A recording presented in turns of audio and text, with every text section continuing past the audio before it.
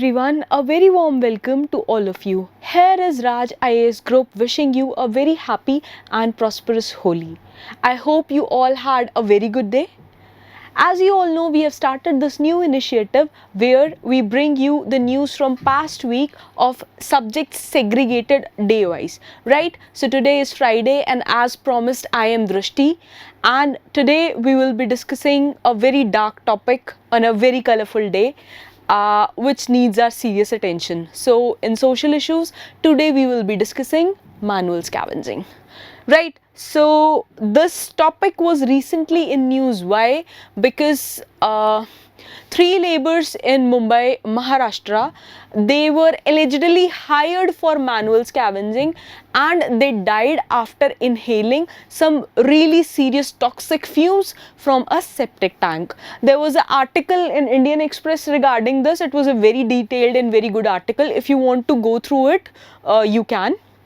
Right, so even though manual scavenging is banned in India, the practice is still prevalent in many parts, and the number of deaths and the number of manual scavengers, if you see the graph, it has kept on increasing since independence.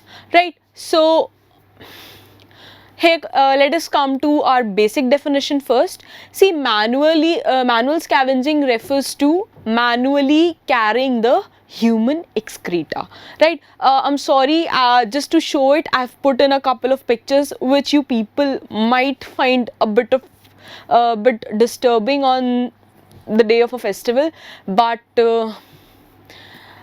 this is business. We have to discuss this because this needs our serious attention, right? So earlier what manual scavenging referred to was, it only referred to the dry form of toilets. They were referred to manual scavenging, but later the definition in 2013, when your Prohibition of Employment as Manual Scavengers and the Rehabilitation Act in 2013, when it was passed, and it notified manual scavenging to be a dehumanizing practice, then these terms were also added to the manual scavenging parts, which are including septic tanks, ditches and railway tracks, right? Now, how the fumes or how the cleaning of septic tanks leads to death of people, right? So here is infographic. This also I've taken from Scroll. If you want, you can see the whole infographic there. So what happens is, you use the toilet, you flush it down and it goes to underground tank where the municipal corporation or whatever the governing body is there at your place, it manages it, right? From here your function stops, but after the shit literally has been down the drain, the problem or the menace, it starts. What happens is, all this excreta in a very large form, see, it is a combined sludge from multiple houses, it gets collected into one pit, right? So if this is the pit, here the excreta, the biodegradable waste, keeps on collecting along with water. So as the decomposition is happening, this excreta generates a lot of fumes. Basically it has methane. So what happens is, because it's a closed lid, there is no escape, chemical reactions are happening, lot of methane generation is there. In abroad, basically the waste, what happens is, we use these mechanized forms of machines to clean our sewage system, but in India, since our systems are old, they have not been developed, revamped, we still have to do it manually. So usually what happens is, we open the pit for a while, the fumes escape, but still, just to recheck it, we put in a matchstick there just to light it, and if the fire is there, we don't enter it, we don't enter the pit, right? But this method of hit and trial of lighting a matchstick and checking where methane is there, this is not foolproof. This does not always work, right? So our first issue is with methane, right? And our second issue is with infections.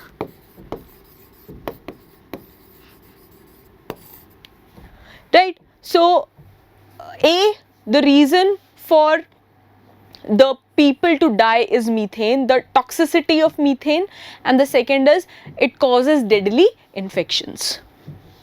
Correct. Now moving ahead, there has been a couple of surveys, datas which are relevant for your understanding and for your exams point of view, particularly your mains point of view. So India has around about 2.6 million insanitary toilets, insanitary latrines, which require human excreta to be handled manually, and this was surveyed in census of 2011. Census of 2020, census was bound to happen in 2021, but it got postponed because of COVID and other reasons, right? We are still waiting for the next census, but till then the data of census 2011 is important and is valid for your exam, right? And there are possibly over 12 lakh manual scavengers across India, but the actual data remains much higher than this, right? There was a table that was there was a report that was tabled in Rajya Sabha in 2016, and it says there are more than 22,000 people, 22,000 manual scavengers who lose their lives every year due to this menace, right? Now next point is only 13 states out of all of the states in India, only 13 states have been able to identify around about a fixed number of less than 13,000 manual scavengers, and it is only 7% of the socio-economic census figure, right? Now there are also other issues associated which we are going to discuss in slides ahead. There are about 22 states where not even a single person has self-declared themselves as manual scavenger. A, because it is dehumanizing, and B, because it is illegal, right? How the story has unfolded, how things have gone, we'll discuss it in slides ahead. Right, so I've put in a couple of infographics which will give you a brief idea of how things have gone. Now let's come to infographic first. The source is Ministry of Social Justice. Sorry about that.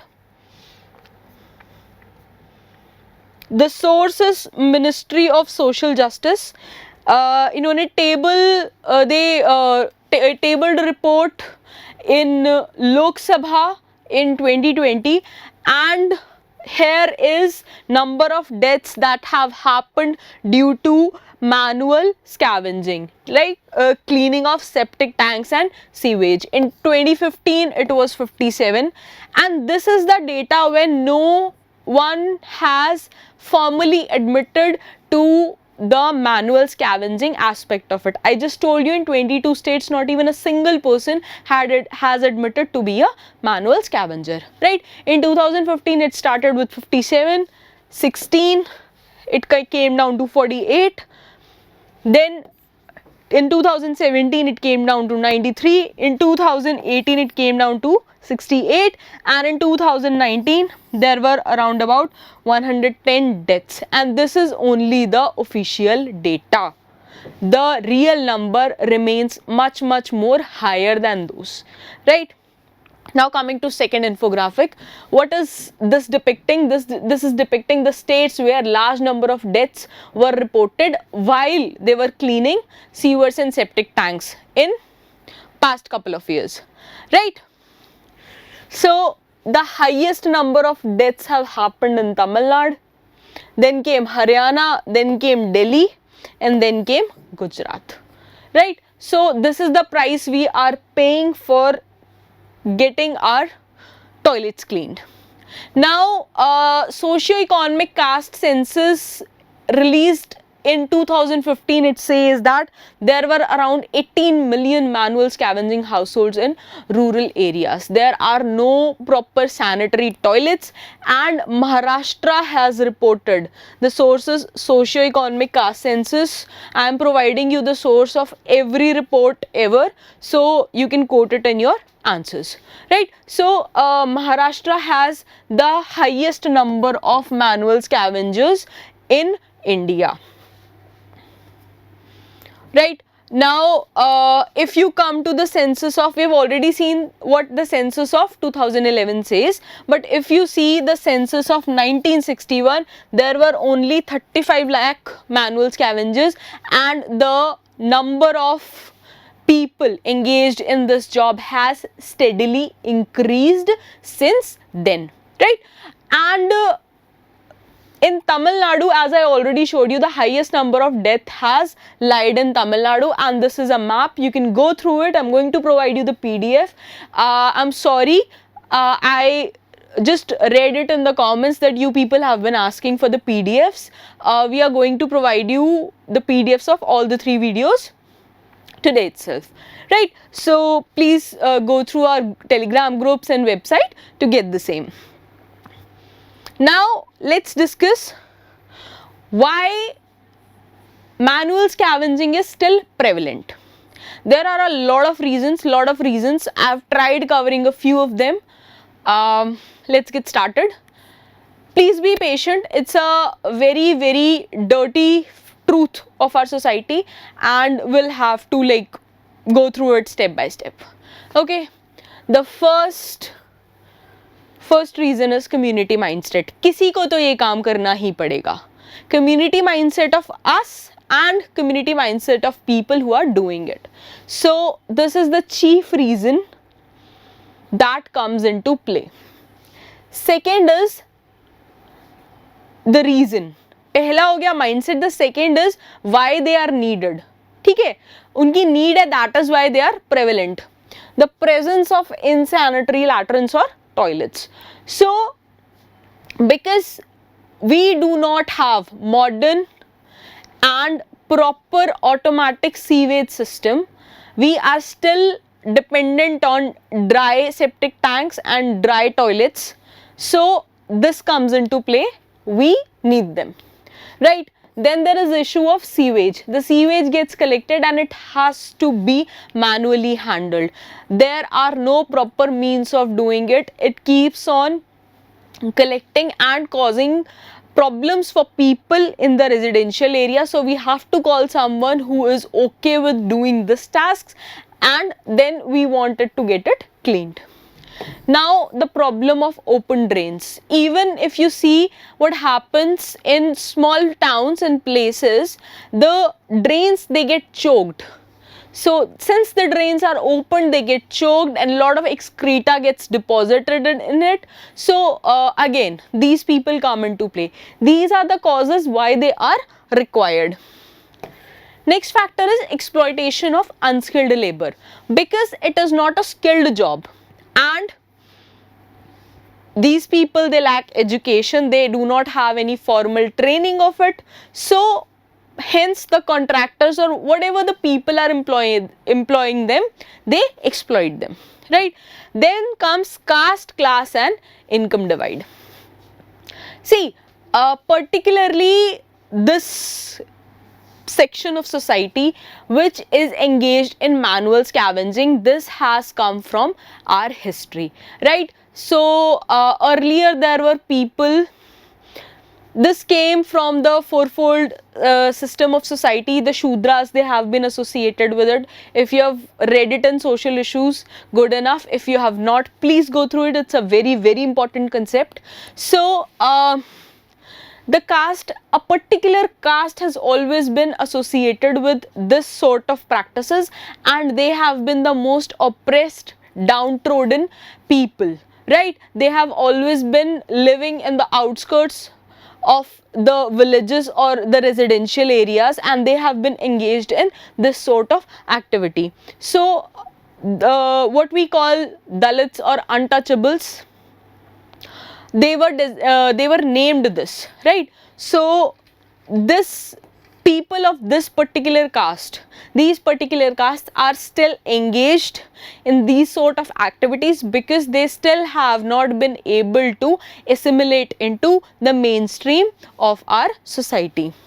There is class, they are said to be, or they are believed to be of lower class as well. And then there is huge income divide. Some of them have progressed immensely, who have worked hard, who have got better opportunities, who have got the benefits of reservation, right? So some of them have progressed, but the condition of most of them remains dire, and they need our whole soul assistance to come out of extreme poverty and pathetic living conditions, right? Now let's get to next topic, patriarchy. See, there is a huge involvement of female issues here. What happens is, the men, they are engaged in the activity which takes toll on your body, the physical laborious activity, and women, what they have to do is they are engaged in the cleansing of it. They go house to house, they clean toilets on very bare minimum wages incomes. So extreme patriarchy has pushed women to do this job even if they don't want to do it. So sort of gender bias is always there. These people, they lack support from the community as a whole, right? They are deemed to be fit for the job, they are pushed to do it, and they, even if they want to leave this job, they lack the support of public. Then there comes the issue of poor design. The poor designing of septic tanks.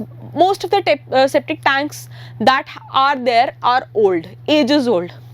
So they have to be cleaned manually, and the new septic tanks which have been recently formed, there has been some issues with their engineering. So even if you try to clean it with machines, at some point of time machines, they stop working, they are unable to clean the tanks, and we have to bring in the manual labor to do the job. So this has been one of the prime reasons. Now one of the major reason is poor enforcement of the existing laws. Whatever laws we are going to discuss in the videos ahead. So whatever laws are there, their enforcement, and there is a major issue with the loopholes in them. We are going to discuss step by step what loopholes are there. So poor enforcement of existing laws and the loopholes in them is been a major issue. There is lack of education, illiteracy and lack of education. Lack of education, A, because they have to work really hard to earn their livelihood. People, they don't accept them, so they are not willing to go to regular schools. B, because they are illiterate, they are most depressed, oppressed people. They cannot they are unable to become the part of the mainstream education system, right? So this needs to be addressed on a major level, so that the children who are associated with this sort of work, they have a better chances of living a better life.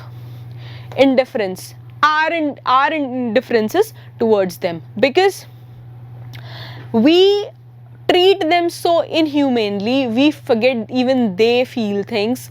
Our indifference to their condition is a major factor, right? Now there are more reasons, trust me, there are more reasons. No issue is that simple. Now let's come to another topic, self-employment.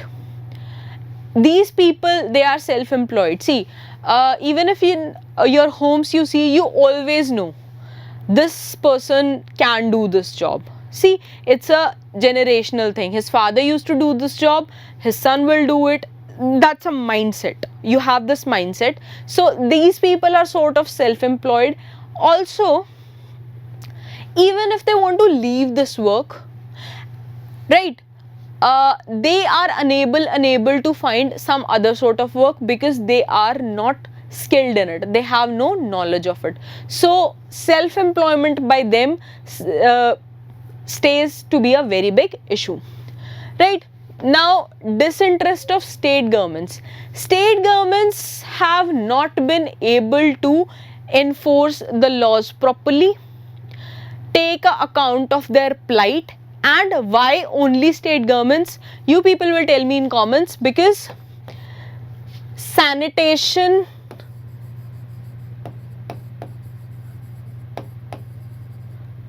is a state subject.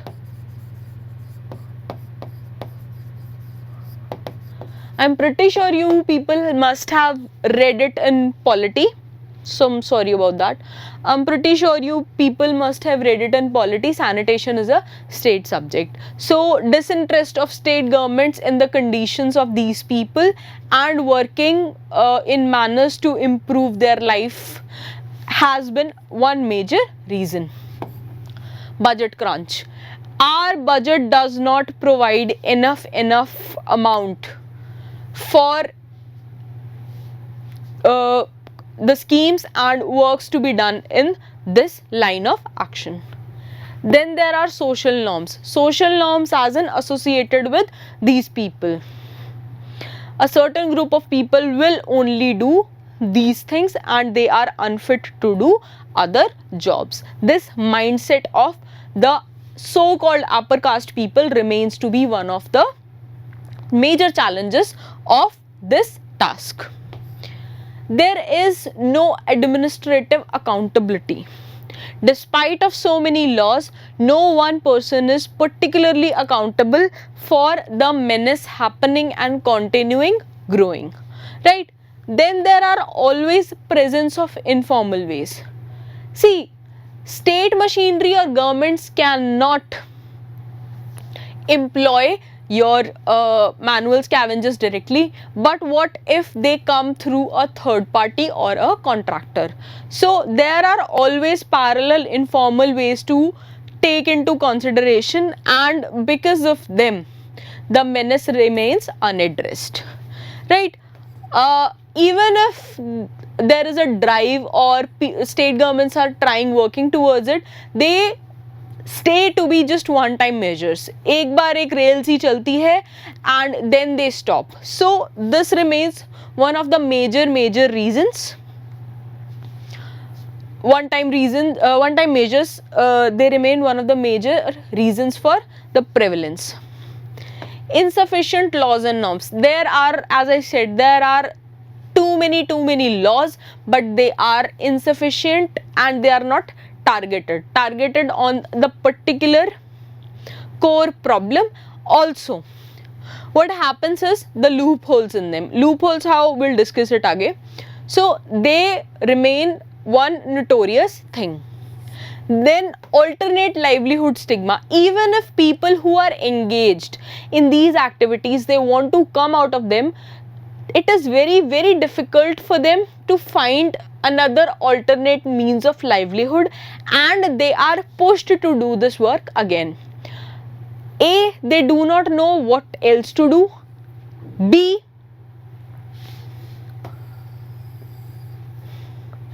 they are continuously because of their caste and class associated with one stream of work.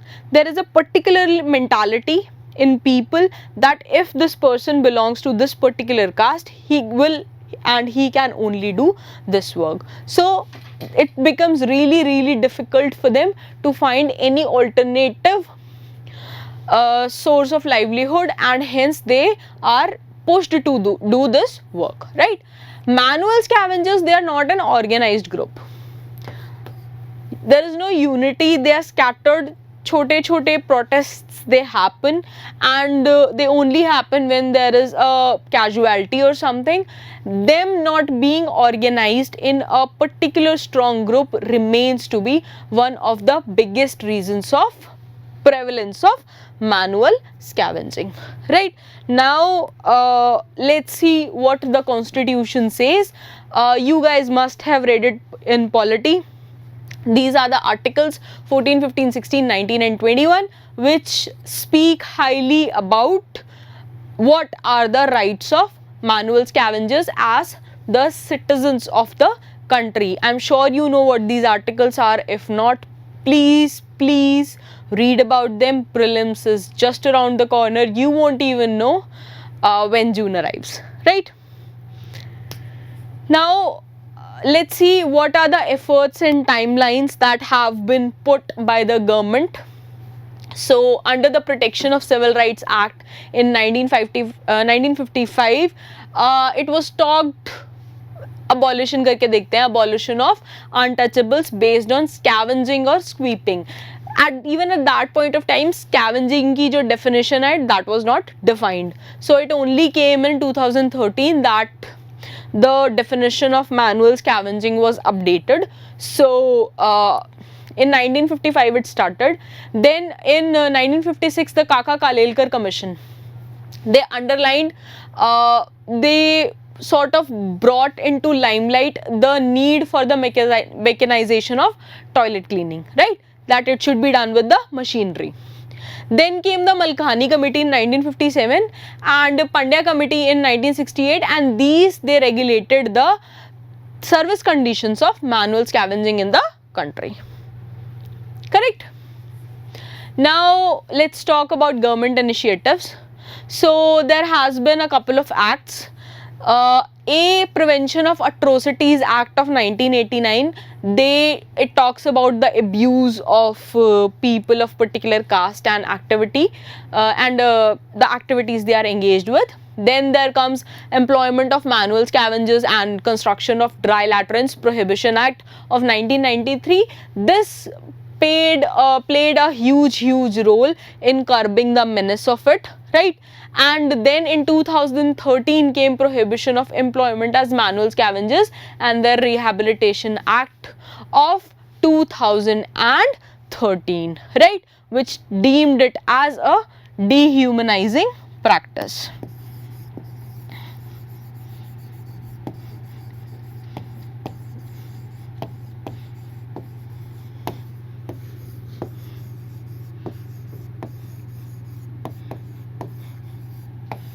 This is very important for your answers point of view.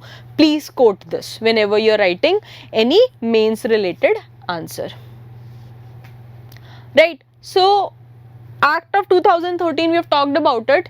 Now, according to the law, there is a loophole. Loophole is what? According to the law, the entry of humans as manual scavengers into drains and tanks is prohibited except agar lawyer provides them the safety gears. The safety gears include boots, gloves, their breathing apparatus, gas monitor, safety clothing, oxygen and first aid kit. Isme bhi there are issues involved. What? The first issue is the employer does not provide them. It is only shown on paper. Second,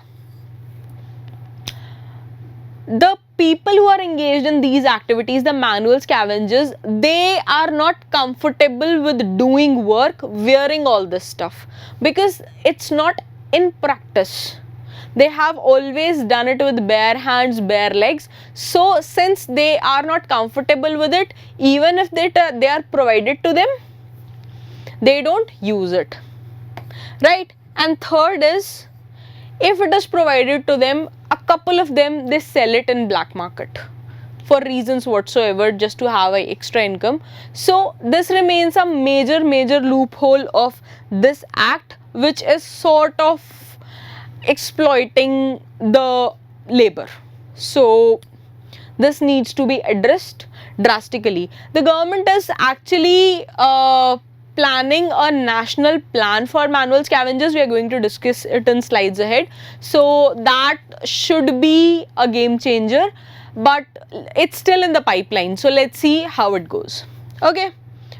So now the government initiatives that have been taken. Self-employment scheme for rehabilitation of manual scavengers came, जिसमें they'll be provided one-time cash assistance of 40,000 each for each manual scavenger identified, right? Then they'll be given loan for undertaking livelihood projects up to 15 lakh and at a very nominal rate of interests, right? Then credit linked capital subsidy will be provided to them. Please mention it in comments what credit linked capital subsidy means. It's a conceptual question from economy and this might come in your prelims.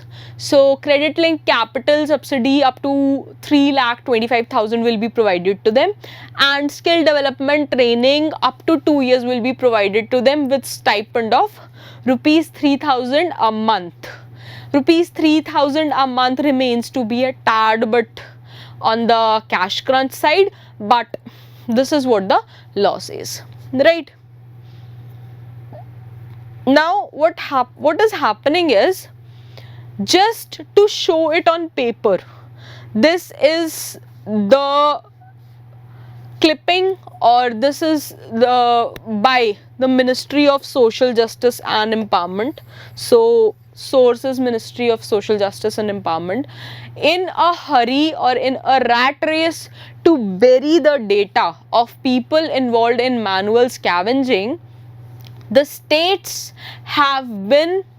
governments have been trying to minimize the number of people who have been identified as manual scavengers, right? So there are a lot of cutting the corners and cross cuttings involved. So these are the data and figures. Please go through them so you'll understand what I was referring to, right?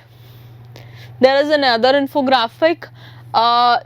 This was in collaboration with the Hindu newspaper and Safai Karmchari Andolan. Please go through the data so you can quote it in your paper. I've tried putting in as many infographics as possible so you can quote it in your exams, right? There was this formation of National Commission for Safai Karmacharis after the Act of 1993 that was passed, right? So it was a statutory body, right? And it was established under National Commission for Safai Karmacharis Act in 1993. In 1994, it was mandated that it will be dealing with the grievances of persons engaged in manual scavenging, right? What is its aim? Its aim is to provide and safeguard interest and rights of Safai Karmacharis and manual scavengers, and hence working in the welfare of both of them, right? They are supposed to work in the elimination of inequalities in status, facilities, opportunities, and etc. for the people engaged. To ensure the rehabilitation of all identified manual scavengers on a time-bound basis, they were mandated to work accordingly and submit regular reports. Because of their continuous contribution and the cases that have happened regularly, in 2014 the Supreme Court of India, it mandated the government to identify all those people who have died in sewage cleaning related incidents since 1993 and provide them with rupees 10 lakh of compensation, right? The Supreme Court has asked them to give 10 lakh of compensation, which was known as government resolution. Government resolution, why it is important? It is important because it acknowledges the role of state even when deaths have occurred in private societies, right? So here is where state has taken an initiative and helped manual scavengers to at least have some ray of hope. Now, other initiatives that have been associated with cleaning purposes is Swachh Bharat Abhiyan. Swachh Bharat Abhiyan was launched when? Please mention it in comments. And what are its aims? I've discussed them here. To eliminate open defecation, to eradicate manual scavenging, to bring in modern and scientific municipal waste management and behavioral change regarding healthy sanitation practices. I hope you know who this guy is. If not, you people need to brush up your GS. This guy is one of the chief activists who has been fighting tooth and nail with the menace of manual scavenging. His name is Wilson Bezwada Wilson, right? He has been working immensely in the areas of Maharashtra, and he has this life motto that I will not rest till I have erased the menace of manual scavenging from earth. And after the launch of Swachh Bharat mission, he quoted that he saw what the problems with Swachh Bharat mission were, and he quoted that the Swachh Bharat mission represents toilet users, not the toilet cleaners, right? Everything was related to hum saaf toilet banayenge, this is how sanitation should be, but it did not address another loophole, what it meant for the toilet cleaners, right? So let's see a couple of more initiatives. There has been Safai Mitra Suraksha Challenge. It was launched on World Toilet Day on 19th November and launched in major cities, right? Its major aim is to prevent hazardous cleaning of sewers and promote their mechanized cleaning. Everyone is pushing for their mechanized cleaning so that you do not have to engage in cleaning other people's excreta, right? The government launched this challenge for all states and to make sewer cleaning mechanized by April 2021, and clearly not all states have been able to achieve it. And even if any human needs to enter in case of unavoidable emergency, because I said there are always design issues, so they have to be provided with essential protective gear, right? What is the eligibility? Eligibility is the state capitals, urban local bodies and smart cities were eligible to participate, right? There was prize money in 3 subcategories. Population wise they were divided, please go through it. So this was an initiative taken. Now in 2018, Ministry of Housing and Urban Affairs, they launched Technology Challenge. Its aim was to eliminate human entry into septic tanks and drains for cleaning. Then there came pre-matric scholarship to the children of those engaged in occupations involving cleaning and prone to health hazards. क्या किया गया इसमें children of manual scavengers, they were provided scholarship, and it was implemented by Ministry of Social Justice and Empowerment. Now what the civil society is doing. Earlier we have seen what government was doing, now what the civil society is doing. There came Rashtriya Garima Abhiyan. It was a collaboration of around 30 community based organization, and they campaigned to encourage manual scavengers to voluntarily leave the practice, right? Ki aap chodo, we are going to support you, we are going to train you in other things so that you can earn your livelihood by some other means. Then there came Safai Karmachari Andolan. Safai Karmachari Andolan, actually they filed a petition with Supreme Court of India, and I guess as far as I can remember, it was in 2014, and it was detrimental in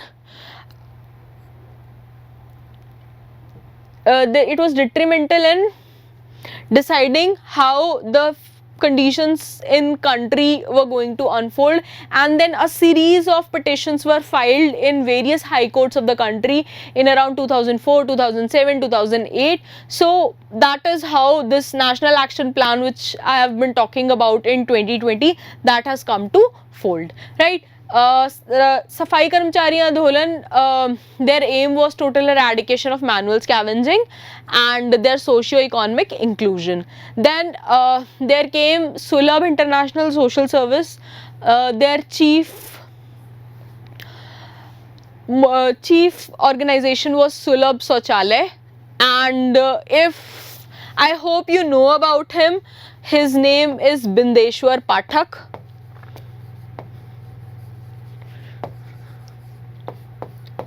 Bindeshwar Pathak, who is a sociologist and is a social worker. He has established Sulabh International. He is brand ambassador of Indian Railways for sanitation, right? So Sulabh International has been detrimental in working for sanitation and working for people engaged in the activities related to sanitation.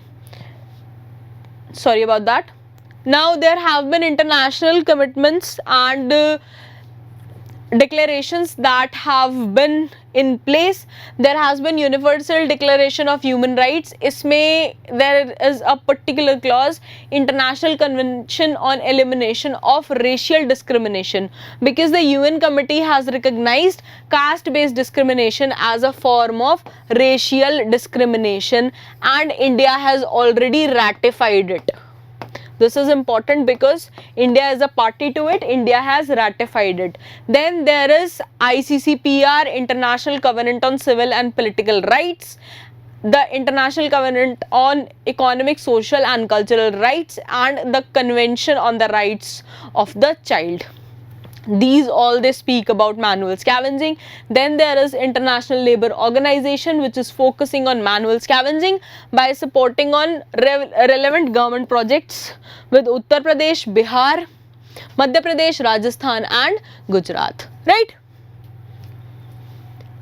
Now what I've been talking about, there is a major bill in pipeline. We are hoping there are a couple of amendments in it, a couple of loopholes that need to be addressed, but we are hoping this get passed. And this has been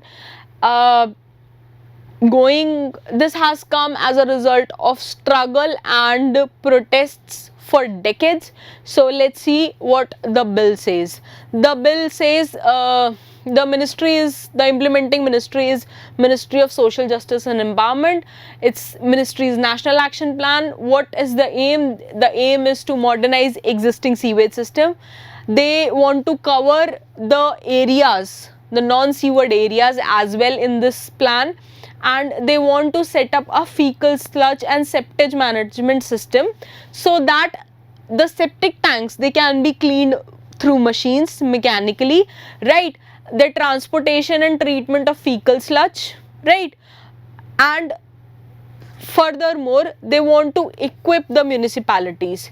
Equip the municipalities how? They want them to set up sanitation response units with helplines so that people can directly contact and get them done with machines in a proper manner. See, the people who are engaged in these sort of works, their funds will be provided directly to sanitation workers, and इसका पैसा जो है, it will not be provided to municipalities or the contractors to purchase the machinery. So बीच में middlemen are eliminated, and it is a good thing, right? Now what the bill has made changes, let's see. A, mechanized cleaning, which we have already discussed. Acha, bill is proposing penalty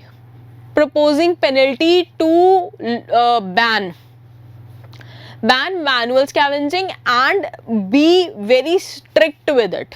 They have increased the imprisonment term and the amount of fine they are charging, right? Currently engaging any person for this manual scavenging is punishable with imprisonment of 5 years or a fine up to 5 lakh or both of them, right? There are a couple of NGOs that have been engaged with helping out these people. So let's see what NGOs have been engaged with them. Safai Karmchari Andolan, right? There is Rashtriya Garima Abhiyan. I've already discussed these two. Then there is Arun, Association for Rural and Urban Needy. They are based out of Hyderabad and they work for this elimination of manual scavenging. There is Jan Vikas, they have worked immensely. If you don't know them, just Google them. So it will be better for you. As many examples you can quote in your answers, it will be better for you, right? There is Sulabh International, Bindeshwar Pathak, we have already discussed. Right, now there has been a ray of hope. Bandicoot was in news. Bandicoot was in news because in Kerala there are these remote controlled robots. You can see this is the manhole, this is the robot. They have put in their pipeline and the robot can clean it accordingly, right? So Gen Robotics developed this Bandicoot and it can clean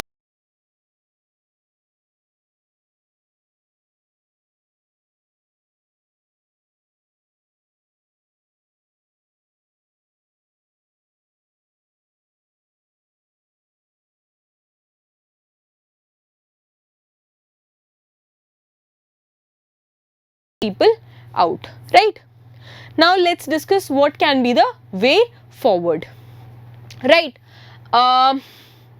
Issues we have already discussed, what issues they are facing. Now let's see what are the way forward.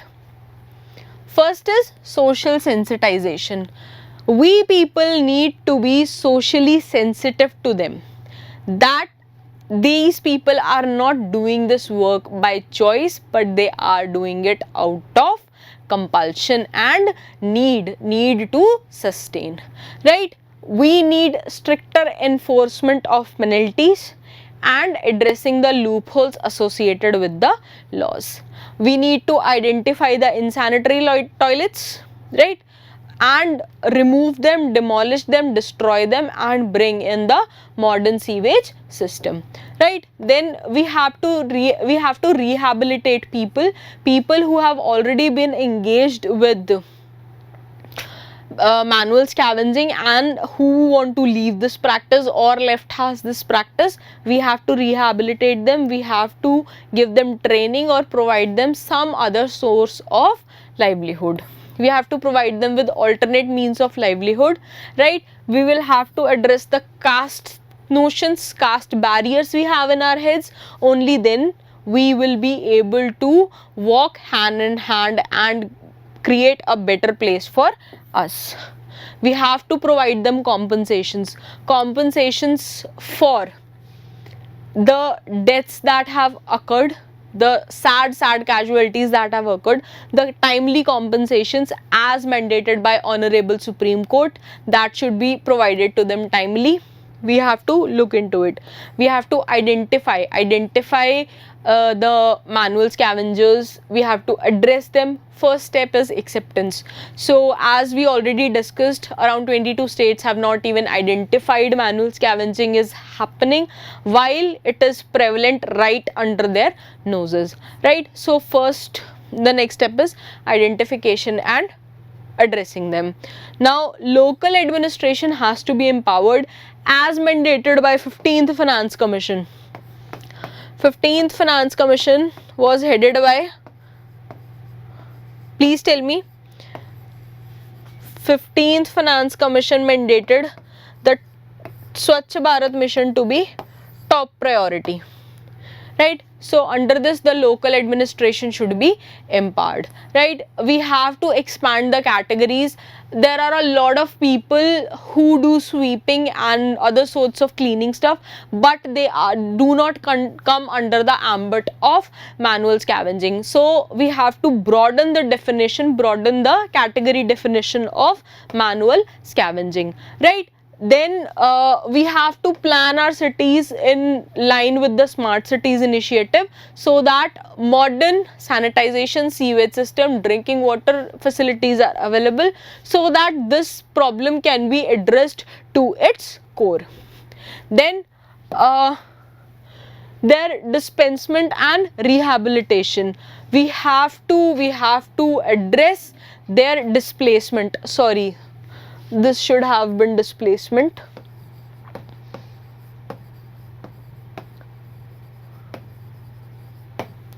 We have to address their displacement and rehabilitation. People who were forced to leave their places, leave their hometown, move to some other city altogether, other villages altogether, we have to provide them assistance so that they are not pushed to remain in the most lower strata of the society. We have to make it sure that they are aware about their schemes, their rights, what are their options, what is on table for them, and there should be a proper regulated